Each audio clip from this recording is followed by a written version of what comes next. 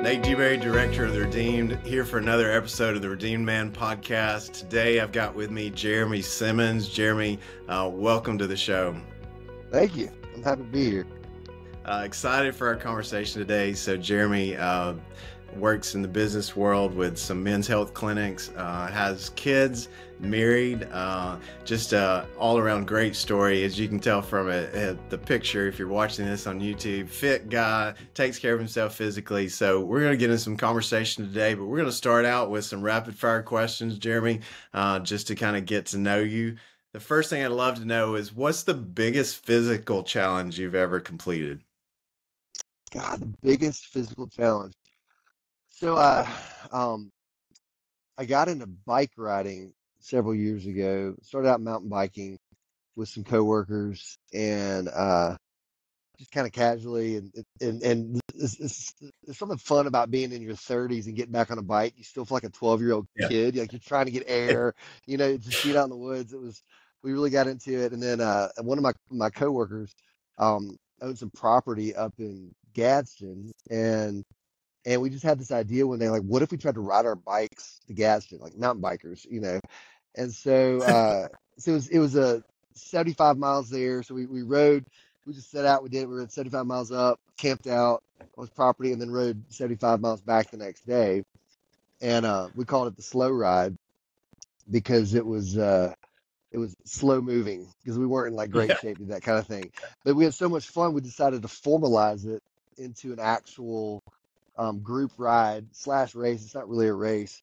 But we increased the miles to 200 miles. And so in biking, there's a century is kind of a feat. It's kind of like the marathon of biking, right? So century is a 100-mile ride.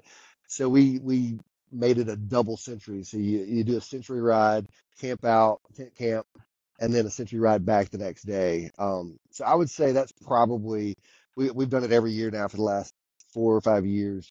It's a Nice. pretty tough feat. So I would say that's probably the most physically challenging thing I've ever done.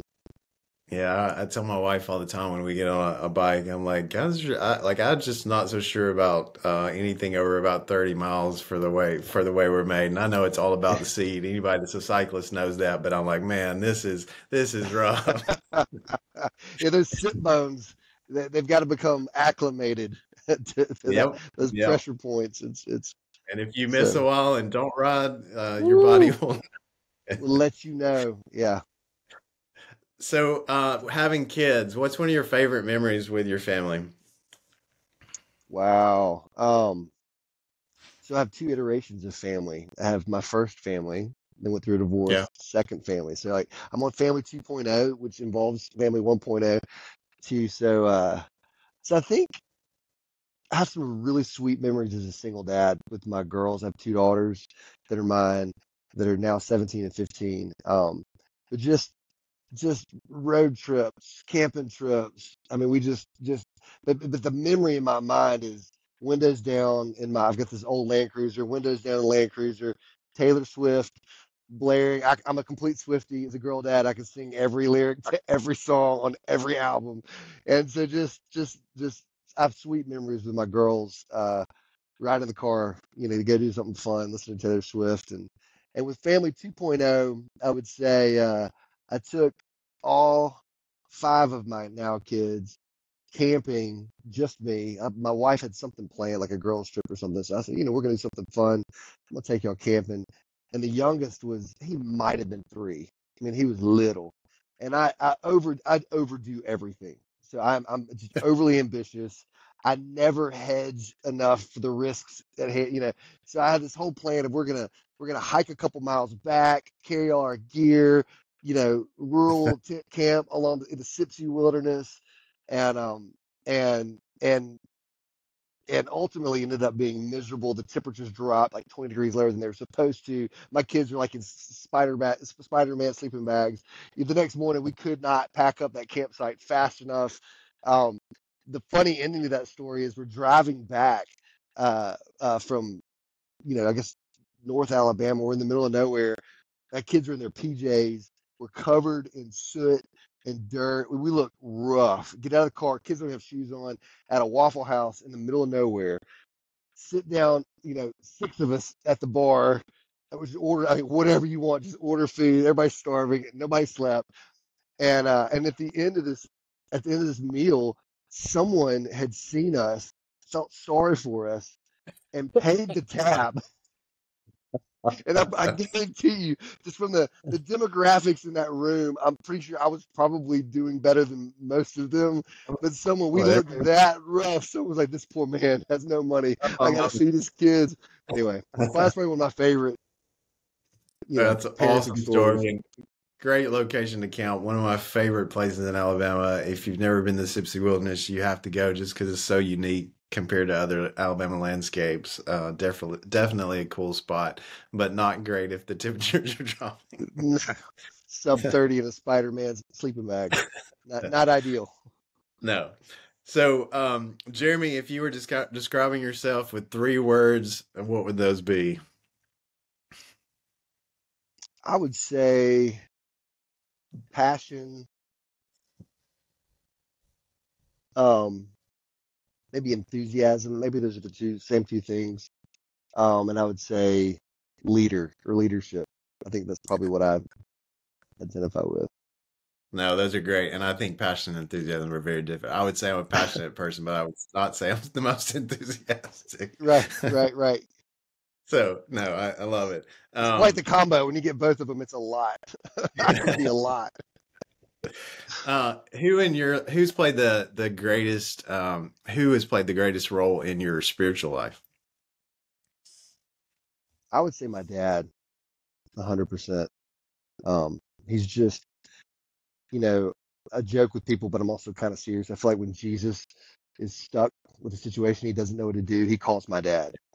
Like he's just that kind of. He's just there are no two people like him in the world that I've ever met. So it's a deeply kind and loving and human being. So Awesome. and it That's made not and the reason I answer that is it made I get the Father, and I yeah. realize I understand the Father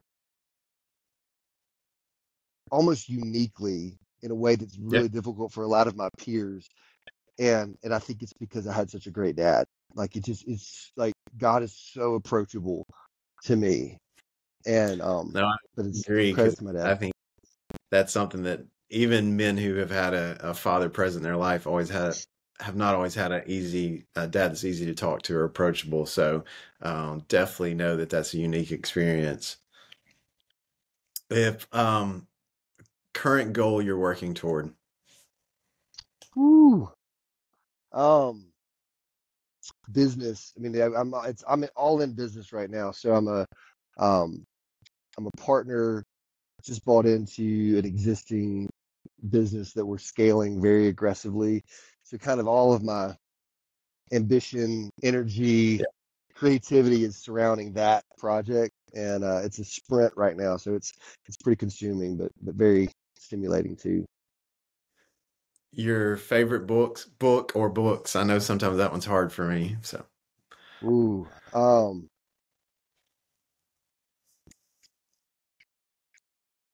God, you almost got to give me a topic. Um, what about so what business? what You're all in on business? So, what my brain went spiritual first. So um, I think it's called Practicing the Presence of God by Brother Lawrence. yeah, yeah, yeah. Um, Great. that's one that really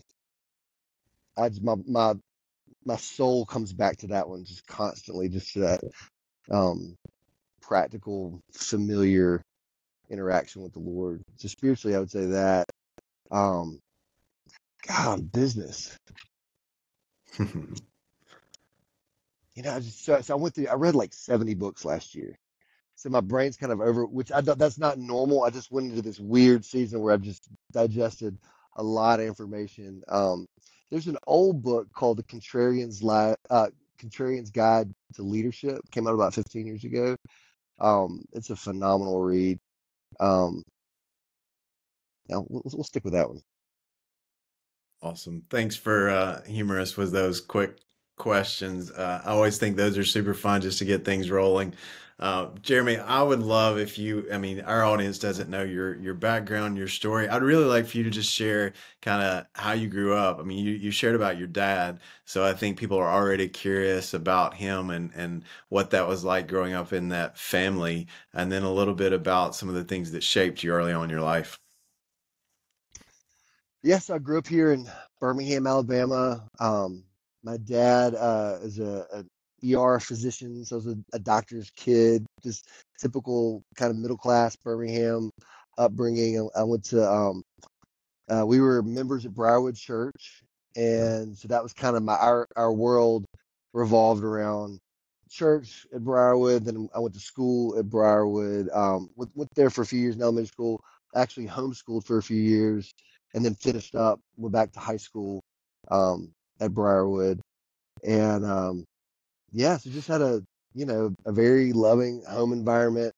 Um, Great parents, love God, taught me to love God. I have a brother who's younger and a sister that's older, so I'm a middle kid. And yeah, that's kind of the picture. Um, So, growing up like that, you've already shared, as we talked about those questions, you went through divorce. So, talk a little bit about your life. You graduate from Briarwood. What does that look like? Meeting your wife? Where do you end up divorced, having two daughters? Because I know that's, for me, having gone through divorce myself, there's so much probably to unpack with that. But if you can just give kind of a quick, because I think for men who are going through that season, to know they're not alone and to know that there's some guys who understand the difficulty. yeah, I think for men, we always talk about it, but it's extremely difficult for us in that season and what we walk through. yeah. So growing up in that kind of classic evangelical Christian Southern home, divorce was a scarlet letter. I can literally remember my parents meaning well, talking about other kids in my class saying, "Oh, they come from a broken home." It was like Yeah. oh, poor Timmy, he comes from a broken home. So in your mind, you never think, "Oh, that's going to be me. I'm going to be divorced, and my kids are going to be the kids from the broken home." That's never. No one gets married or dreams toward that end, or even plans for it. So what's a the truth is, high school, to summarize what you're saying, high school and college were easy for me. Like life was really good. I was an above average student without much effort. You know, I was athletic. I was on the football team, won two state championships, had a great group of friends, amazing families, connected to those friends. Got to college. Um, in college, You went is, on the other say side of the again, state, right? that's You went to right. that school over the state, That's right? right. Roll Tide. So with the University of Alabama, and had a great experience there. That's really where the Lord captivated me. I was it just something. That's another story, but He just significantly captured me my freshman year of school, and which probably saved me from a lot of potential messiness, Yeah. especially in Tuscaloosa. And so in college, I was just all um, in ministry. Church of the Highlands was planted about that time, and so we were at my family. We were at the first service at Mount Brook High School. And we had a friend of the family knew Pastor Chris from a previous life and told us to go, so we went. And he and I quickly connected. And so there was just a lot of favor. Like if I could use one word for college for me, it was just favor. School was easy. I thrived. Ministry I found favor within this new church plant, and Pastor Chris was mentoring me, spending one-on-one time with me, and created a path for me to come on staff as soon as I graduated. So I graduated a year early from school, backpacked Europe for a few months with one of my best friends, and then went on staff with at the Highlands for about 3 years. And while I was on staff there, I met my former wife, and she was a blonde-headed, blue-eyed Auburn cheerleader, finishing her PhD at 25. She's brilliant and beautiful, and and loved God, but she just checked every box, and so we dated a whole maybe 3.5 months before I proposed.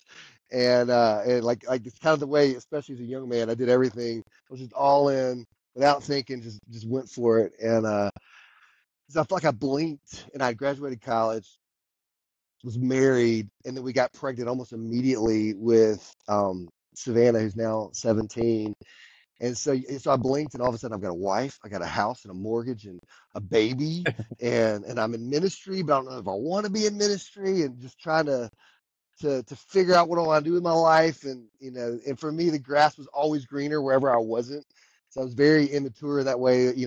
I had all this opportunity at Church of the Highlands, but I kept thinking, like, what about the business world? Like that just seems so different and outside of this box that I'm in right now. And so so you ultimately fast forward a couple of job career changes, two kids, 2 cars, a couple of houses. I mean, you just get down that road, and my life was just escalating. It was incredibly busy, which I liked, because the busyness probably distracted me from pain, or distracted me Yeah. from insecurity, it distracted me from anxiety, whatever it was. So I was just an adrenaline junkie. Like what? So where it all ended up was, I was working about 60 hours a week in my business job. I joke now and I say I was accidentally planting a church on the side, right? So my wife and I had opened up our home, had some people over, just have a worship night, and and those people came back and said, hey, can we please make this like a real thing? And I was like, no, y'all, I'm out of ministry. I'm not planting a church. I'm not doing it. Like, it doesn't have to be a church. Just can we meet? And then you start talking about, well, when's a good time to meet? Well, Sundays. So just we Yeah. ended up with this thing that just gained momentum, and before you know it, I've rented out work play, and we've got a few hundred people coming, and we got 60 kids in the kids ministry you're trying to figure out what to do with, and people are writing checks, and what do we do with money? It was just this thing that took on a life of its own. And at the same time, I decided I wanted to go back to school, to go to med school. So I'm literally working 60 hours a week, pastoring a new church plant that I would not admit was a church. I'm taking, accelerated courses at UAB to get my prerequisites done quickly. Um, and I'm having the time of my life because I just couldn't get enough. Like I'm getting 3 hours of sleep a night, and just riding this wild, adventurous ride. And ultimately that broke my wife. So I broke her, and I think that there was something already there that the pressure exposed. I probably didn't cause that initial trauma, whatever was going on inside of her, but in that chaotic season where I redlined my life, our lives, she broke, and and and And how old were you? how old was I? Let's see, that was March 11th. The day D-Day in my mind was March 11th, 2013. Um, so I'm 42 now, so I was 31. Yeah. I was 31 years old. And so my life, yeah, just fell apart. It was kind of like the towers of my life, I would say. It was I was Edward Norton in Fight Club, in that scene at the end, watching the towers of my life collapse all around me, and I'm going, wait, was it me? Was it Tyler Durden? Who who did this? But and I didn't know, and and so it was kind of like me. I literally within a couple of months, I lost my marriage and my children, and I lost my career. I mean, literally Yeah. everything just laid bare, um, and into a very, very messy divorce. My ex-wife, came from, her family had pretty significant means, and with great intentions, they circled the wagons around her, Yeah. and supported. the the things that she believed were going on that were not in that actually, going on, and Yeah. so it became this very, very costly, time consuming, dignity stripping legal Yep. thing, that honestly rivals any Lifetime original movie you might have seen. I had a great therapist at the time, and I would meet him, and he'd shake his head. He'd say, Jeremy, I've been doing this for 35 years, and I have never in my life seen anything like this. Um, and my divorce attorney, was in her 70s. She's like, I'm the very best in Birmingham, Jeremy.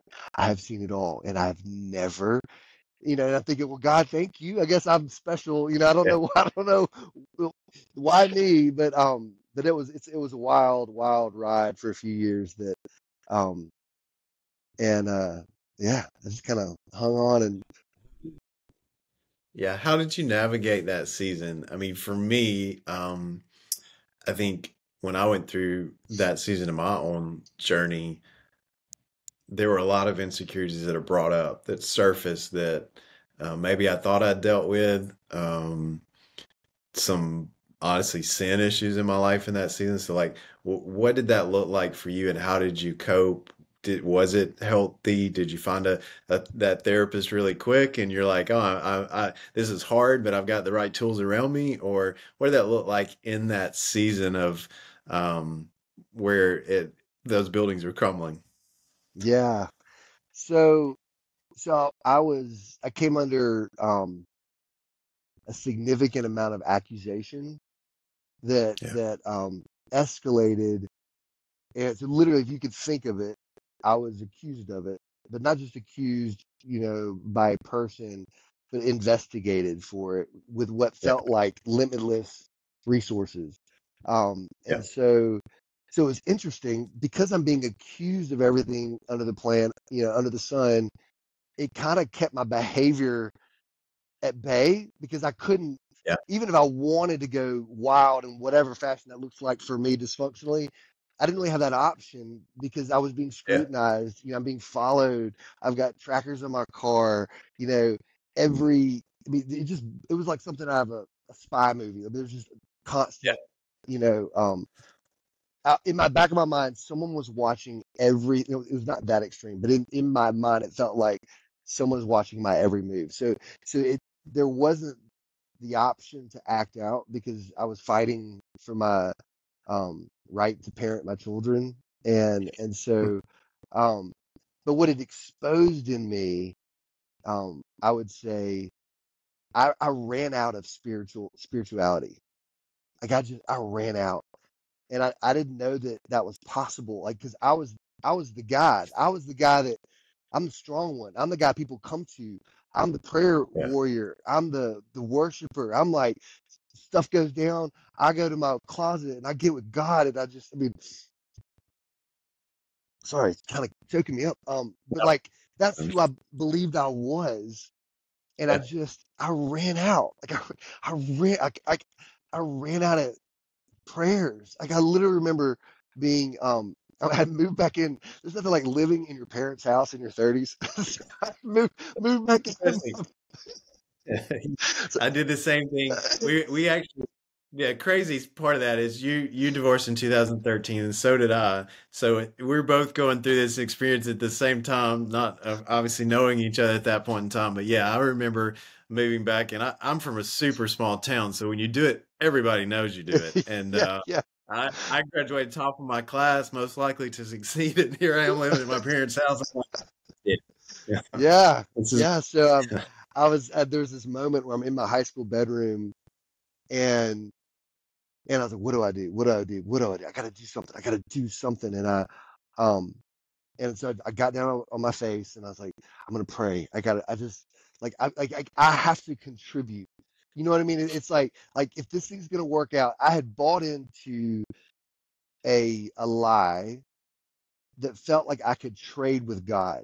Like I can trade my spirituality to receive the outcome that I want. If I show up and I prove my faithfulness, then ultimately, this thing is gonna turn in my favor the way I think it should.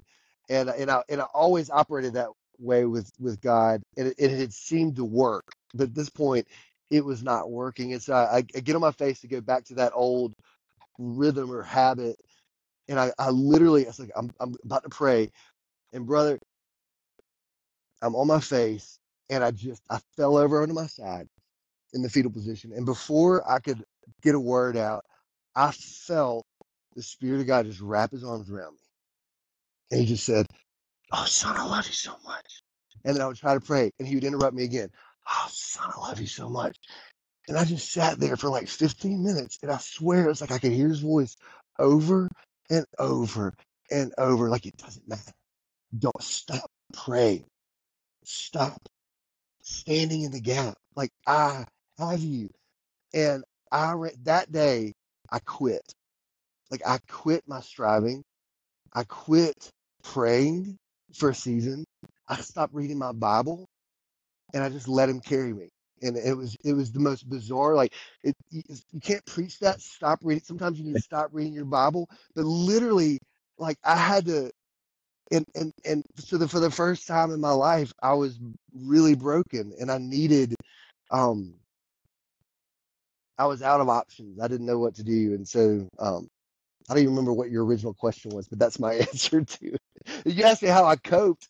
It's I just broke, and it was Yeah. one day at a time, trusting that ultimately, and I kept going back to David saying, like, I will see your goodness, you know, in the land of the living. Like, I'm believing that I will experience your goodness. I know I'm going to experience it in eternity, but I'm going to believe that somehow this thing's going to turn around, and I'm going to see your goodness in this time. And anyway.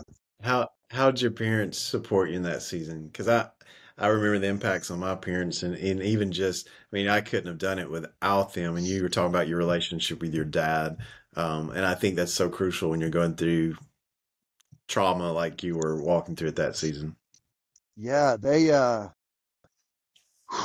I mean, I can't even explain. One, I ran out of money fast.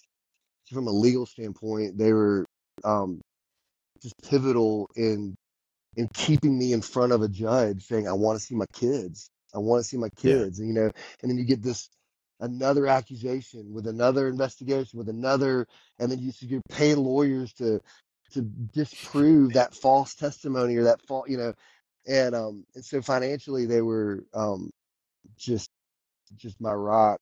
And then even I'd be about to go see my girls, and my dad, I had no money, and my dad he'd high five me, where the girls couldn't see it, and he'd hand me a couple $100 so I could just go spoil them, and I'd be stressed out about how I was going to be able to do it. And which again, as a man in your 30s, like, you don't expect to be in that position, but I was. And I get home, it's like I was back in high school. I'd go hang out with some friends, and I go to dinner, and I get home, and I go right back to my parents' bedroom, and I'd lean up against their bedpost, and I'd tell them about my day, and then my dad would be like, "Hey, can I scramble you some eggs? Are you hungry? Like, you need anything? Do you want anything?"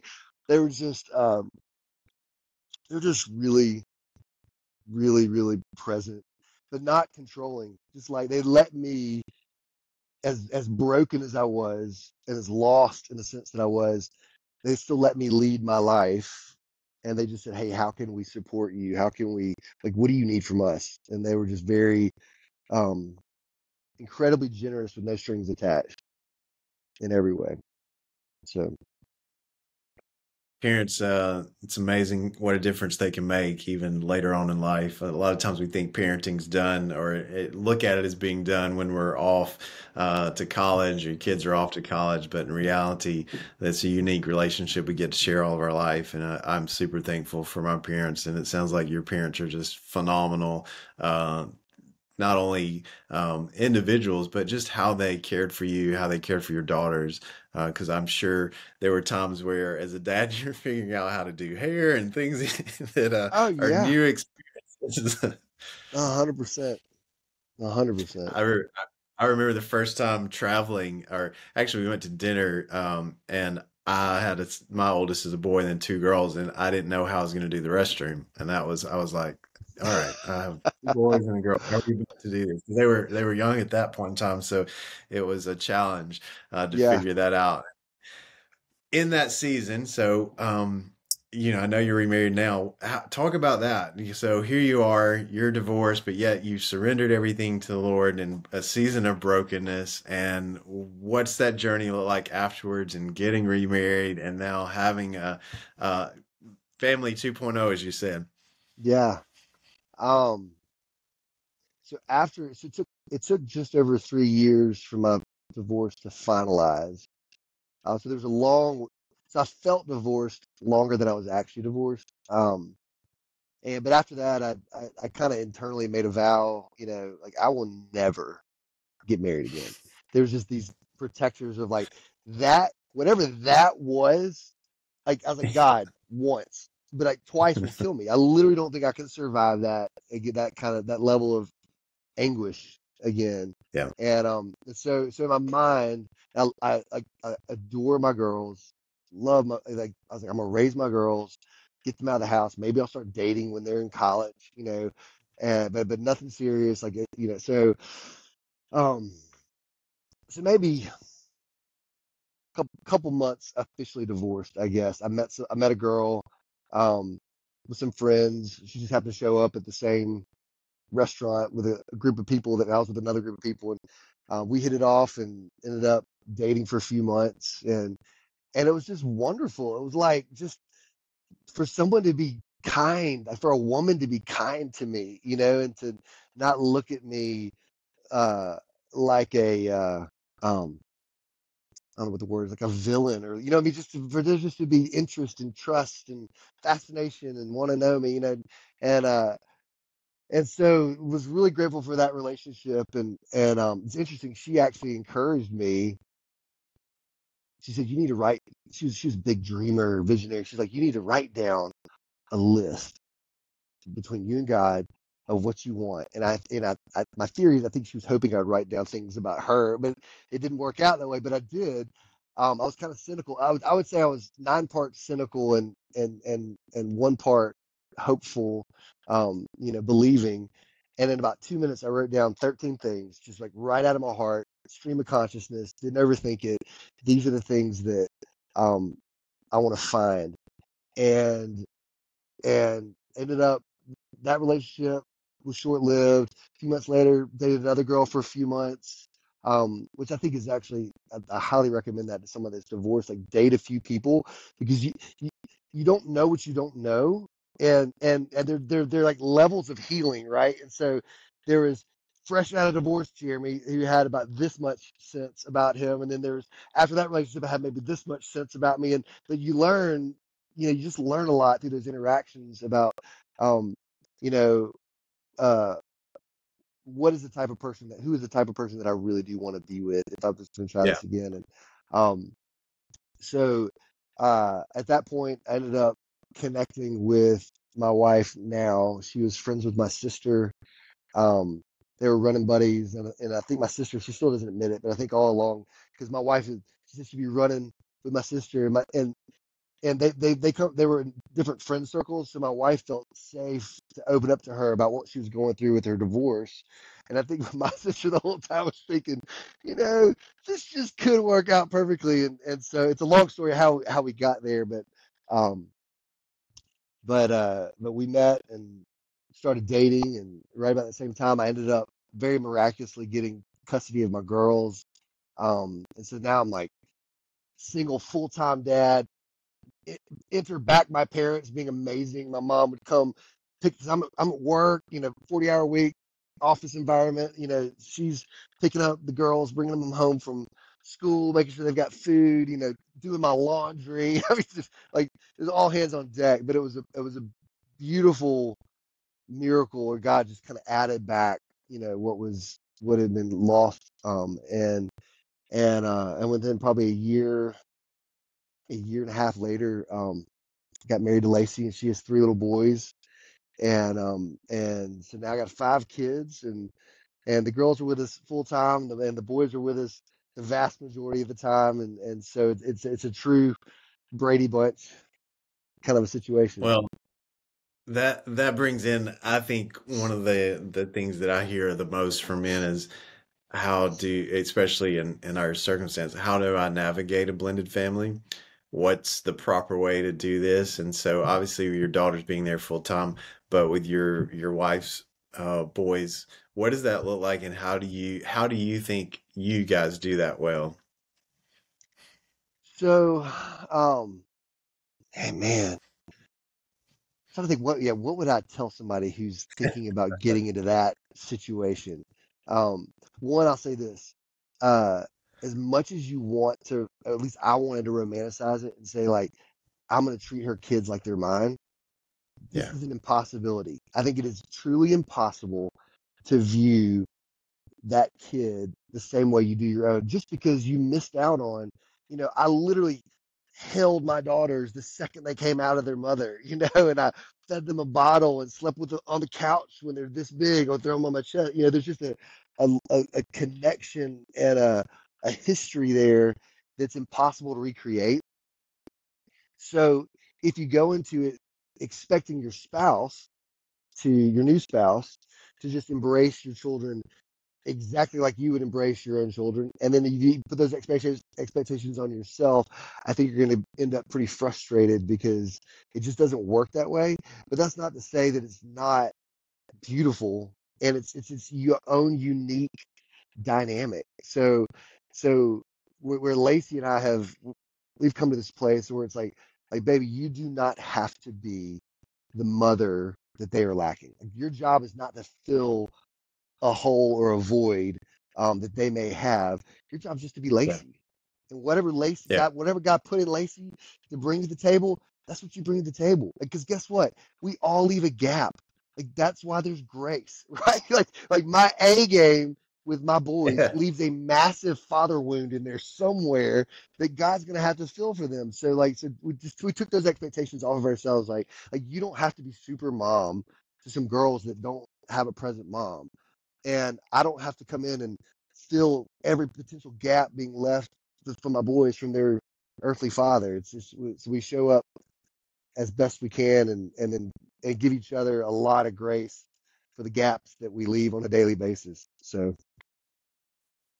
So what's been in that dynamic? I think what you shared is so helpful, because one of the things I tell people all the time is everybody's story and what works for one person may not work for the next person. And so I yeah, love the perspective you bring to that, because I think we like a clear path of like, oh, check this box and I can do this and this works and that. And the reality of it is it really is relationships and figuring out what works for you. I yep, think there's some principles that go across the board, but I think you have to figure out what works in your particular situation. And every situation just about is unique.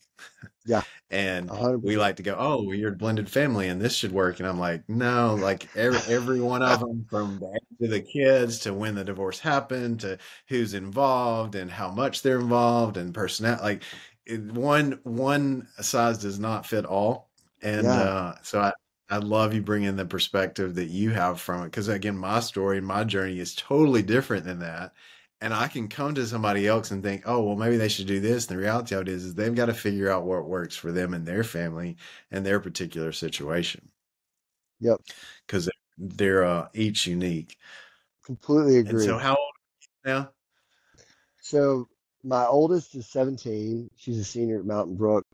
Uh, my next daughter, she's 15 in ninth grade at Mountain Brook. And then my boys are 12, 10, and 6.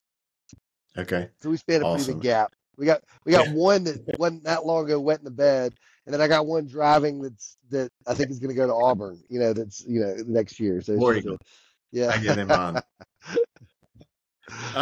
So with the kids and the ages, you are, right now you talked about really focused on the business. How do you prioritize your marriage and your family now? What is there anything that you take from the journey before that you go, not again. I'm not doing that, and I'm Yeah. doing this different in how I guard and protect my family. So Yeah, that's a great question, and I'm probably going to give you more of a contrarian or counterintuitive response, um, because I think family 1.0, I was arrogant enough to believe that I could be everything to everybody. Yeah.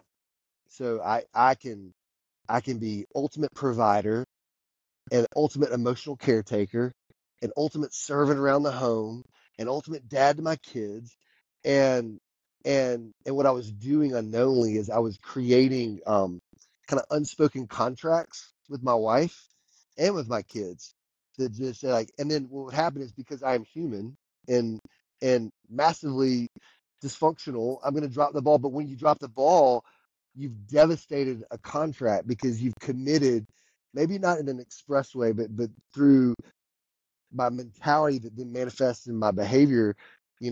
I have made all these promises that there's no way I could fulfill. And so family 2.0, um, I am much more self-aware of my limitations. I am, and I'm really honest about those with my wife. Instead of saying I'll be everything, we use terminology like partnership. Like I cannot be everything, and baby, here's where I need you to show up. And she's real blunt with me about where I need to show up, and we just have very raw interactions about that. And same with our kids. It's just instead of creating, I think before I was trying to create the whatever ideal, and I'm enthusiastic and passionate and optimistic. So my ideal was just picture perfection that in real, and I was trying to create that, and like I don't do that anymore. Like there's a very real conversations with our kids about what's real in life, and it's just uh yeah. It's a lot more authentic, and I hopefully setting my kids up to expect some brokenness instead of expecting perfection. That's okay. Doesn't it give you so much more of an understanding and a willingness to extend grace because of what you've walked through yourself? Uh, Absolutely. And what's interesting is people like they can smell it on you. I don't know, like people they seek me out because there's Yeah. just something where it's like, oh dude, come on, just tell me your story. I can handle it, I promise. Whatever it is, I can handle it. And yeah, and that's the gift. To me, that's the beauty of God's redemption is that um, you know, I can't remember where Paul says it, but he says, you ask why it is you've been suffering, so that you can comfort those going through the Yeah. same Yeah.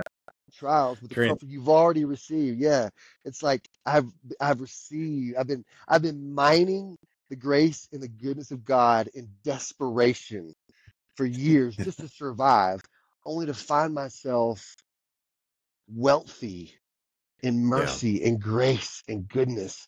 And it's like, and it doesn't ever end. So it's like, oh God, like I just want to give it out. So Yeah. No, from my experience, I was a much more gracious person after I walked through it. Because I needed it. I needed grace, and I understood and experienced it so much more. And honestly, that's why I do what I do today with the redeemed, because for me, I had tasted and experienced people loving me for me and not what I brought, not my talents or gifts or what I was going to bring to an organization, but just loving me and knowing that God had that same love that was just way more than I could ever imagine, of accepting me where I was, having not based his pleasure or delight in me based on what my performance. And I so, very similar to you, was performing in a certain way to get things, or what I thought if I did this, then God would give me that. And that's not our God. He gives it to us no matter what. I mean, for me, I was in the worst of the worst situation, and God blessed me with an amazing woman, not because I deserved it, but surely because of the grace of God. I mean, and your yeah, story and your journey is a beautiful picture of God's grace. Today, in your relationships, Jeremy, how do you create that environment with men around you to create a safe space to share yourself about your own struggles, but also for other guys to experience that. Because the Redeemer all about that. And I know from you, from your spiritual background and what you do, like, how do you create that community around you that helps keep you grounded, keep you focused on the things you want to be focused on, and call you out when you're not? Yeah, yeah. So I think that I've been blessed to have uh, a handful of really close friends that um, that have been close friends for multiple decades. That Yeah. I know I can tell them anything and they can tell me anything. So those relationships are there and established, and just it's a constant weekly um, weekly interaction. And I have a personal rule for myself, and it's like everything in the light. There's nothing in my life that's hidden. So to make sure that if there's something inside me, I'm like, I don't want somebody to know that. I pick up my phone and I call one of those guys and I tell them. Um, and then I think with other men that I don't know as well, I think vulnerability invites vulnerability, and so I think I'm just, and it's I don't do that intentionally or strategically. It's just who I am at this point in my life. I literally just don't care. Like you can Yeah. know any like my name was just taken through so much. Like, I just don't. I literally don't care anymore. There's no pride left in me. I don't think. So I just like so. So I think when you just present yourself that way, the guys open. They see that little window and they're like, God, I got to get something off my chest, and you just I'm finding, when I was super spiritual version of myself, no one told me anything. And then after I walk through what I walk through, like people, I just feel like I don't have enough time every week to have the lunches and the coffees and the breakfasts that are available or to me to talk to a man that's going through something tough in his Yep. 30s, 40s, 50s. So So true. I understand that completely. I'm so thankful for the wisdom that God's giving you and having those men around you and bringing things to light. Thank you, Jeremy, for sharing your story, for your vulnerability. I really hope we can have you back on the podcast sometime because I want to really get into the business side and some of the financial decisions and fitness. But we'll conclude today with that. And just thank you so much for just sharing what you've walked through, but then modeling that picture of what God's done in your life and being vulnerable and sharing that moment of complete surrender before the Lord and just how He lifted you up in that season and sustained you. I'm so thankful for the grace of God and thankful for what He's done in your life. Thanks for being on our show today. yeah, man, it was my pleasure. Thank you for having me.